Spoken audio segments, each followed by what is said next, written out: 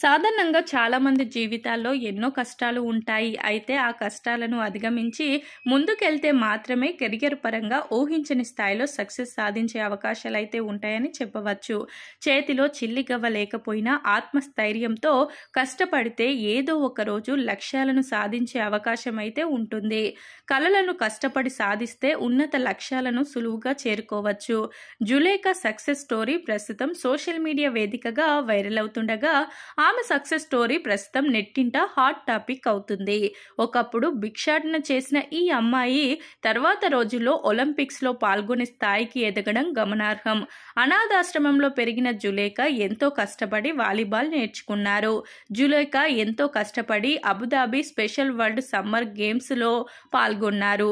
2019 special Olympics world summer games లో ఆమెకు ఏకంగా కాంస్య పతకం వచ్చింది.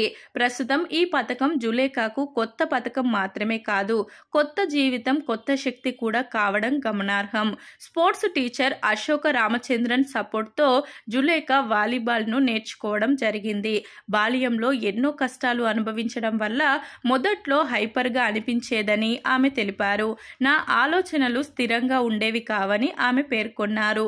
ఆ తర్వాత నాలో ఎంతో మార్పు వచ్చిందని జులేఖా తెలిపారు.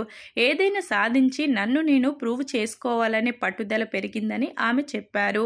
జులేఖా చెప్పిన విషయాలు ప్రస్తుతం సోషల్ మీడియా వేదికగా వైరల్ అవుతున్నాయి. జులేఖా టాలెంట్ ను ఎంత మెచ్చుకున్నా తక్కువేనని కామెంట్లు వినిపిస్తుండడం గమనార్హం.